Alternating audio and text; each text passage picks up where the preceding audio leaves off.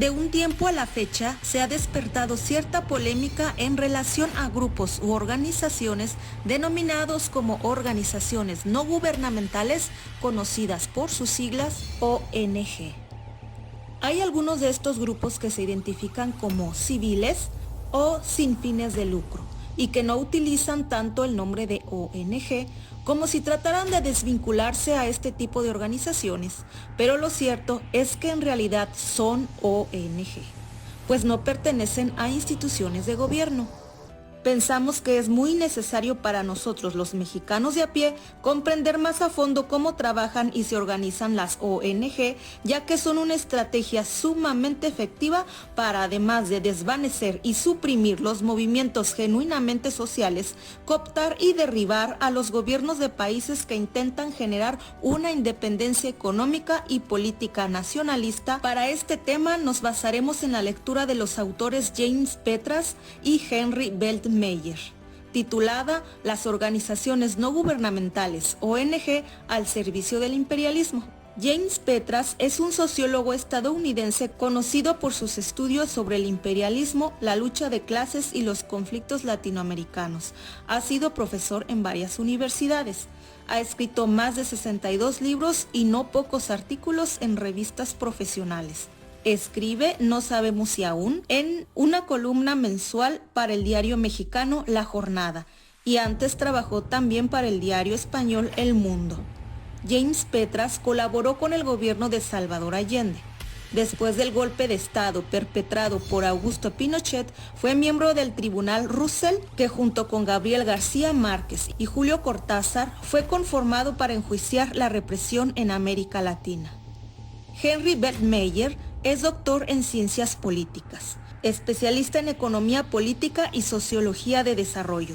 Su interés de estudio se ha centrado en el desarrollo y en la resistencia popular en América Latina, las relaciones internacionales, la economía mundial, en teorías de desarrollo alternativo y local, entre otros temas. Ha elaborado investigaciones sobre las dinámicas del desarrollo capitalista basadas en la sustracción o robo de los recursos naturales a nivel mundial y los modelos de desarrollo alternativos en escala nacional y local.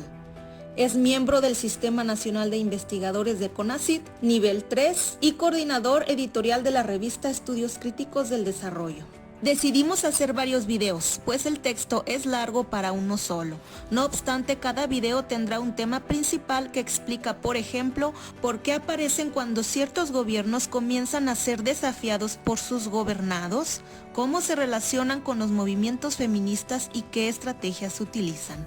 Así que te invito a que veas esta serie de videos, que nos regales like, que compartas y te suscribas al canal. Los autores nos dicen que las clases dominantes que representan a ciertas minorías siempre se han apoyado del aparato coercitivo del Estado y de las instituciones sociales para mantener sus privilegios, ganancias y el poder. Estos grupos minoritarios imperiales han financiado a instituciones religiosas extranjeras y nacionales para ejercer control en la población explotada y dirigir o encauzar su descontento hacia sus rivales religiosos o comunales. Es decir, son profesionales en crear conflictos internos en las comunidades para desbaratar cualquier posibilidad de movimiento genuino social. Mientras que estas prácticas todavía continúan hoy en día, en décadas más recientes surgió una nueva institución social que proporciona la misma función de control y mistificación ideológica: las autodesignadas organizaciones no gubernamentales, ONG. Actualmente hay cuando menos 50,000 ONG en los países en vías de desarrollo, que reciben más de 10,000 millones de dólares provenientes de instituciones financieras internacionales, de agencias gubernamentales europeas, estadounidenses y japonesas, y de los gobiernos locales.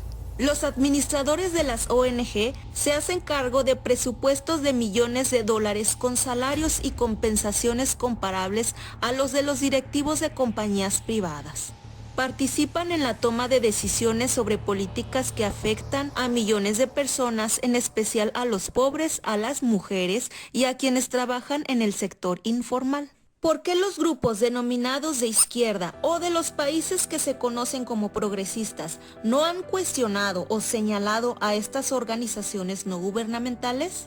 Por la capacidad y éxito que han tenido estas para desplazar y destruir a las movilizaciones sociales con inclinaciones de ideologías de izquierda, además de cooptar o comprar a los estrategas intelectuales y líderes que dirigirían a estos movimientos.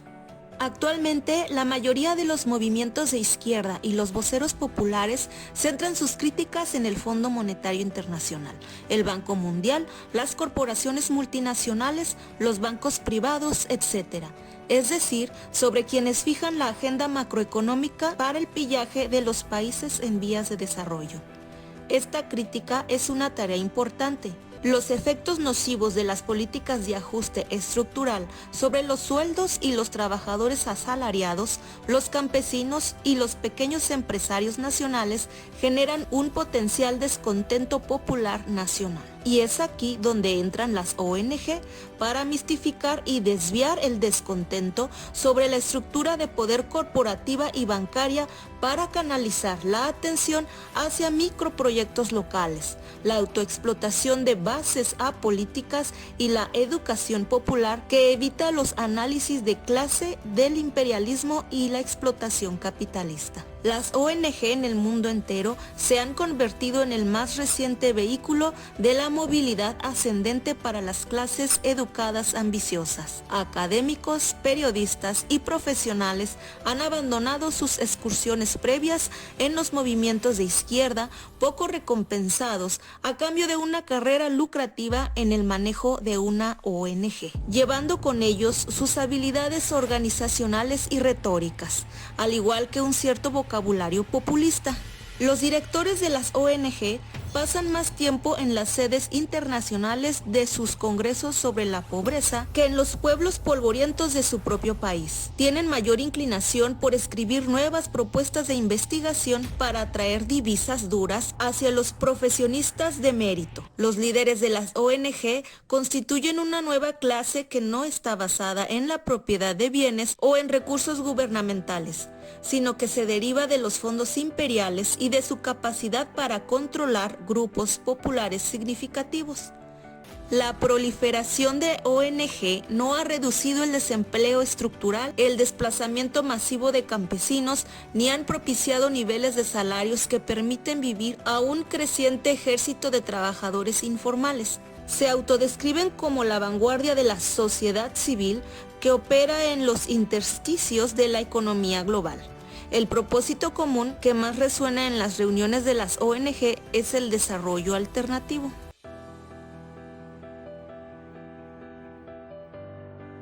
¿Cómo funciona el término sociedad civil? Este término en realidad oscurece y evita el problema profundo y real, la división de clases. Los autores nos dicen que la palabrería en torno de la sociedad civil es un ejercicio de vacuidad. La sociedad civil no es una entidad unitaria virtuosa, está constituida por clases probablemente divididas más profundamente que nunca antes en este siglo. Al hablar de la sociedad civil, los agentes de las ONG oscurecen las profundas divisiones, la explotación de la lucha de clase que polarizan a la sociedad civil contemporánea. En tanto que es analíticamente inútil y encubridor, el concepto de sociedad civil facilita la colaboración de las ONG con los intereses capitalistas que financian sus institutos y les permiten orientar sus proyectos y a seguidores hacia relaciones de subordinación frente a los intereses de las grandes empresas que dirigen las economías neoliberales. Además, con frecuencia la retórica de la sociedad civil de las ONG es un ardid para atacar programas públicos comprensivos y a las instituciones del Estado que prestan servicios sociales. Las ONG se alinean con la retórica antiestatista de las grandes empresas, unas en nombre de la sociedad civil, las otras en nombre del mercado. En contra de la autoimagen de las ONG que se ven a sí mismas como innovadores líderes de las bases, en realidad son los reaccionarios de las bases quienes complementan el trabajo del Fondo Monetario Internacional al hacer presión para la privatización desde abajo y desmotivar a los movimientos populares, debilitando así la resistencia. Las ubicuas ONG presentan así a la izquierda un serio desafío que requiere un análisis político crítico de sus orígenes, estructura e ideología. En el siguiente video veremos cómo las ONG fueron estratégicamente denominadas como demócratas y por qué aparecen cuando los gobiernos represivos comienzan a ser desafiados seriamente por movimientos populares y manifestaciones. Suscríbete y comparte el video.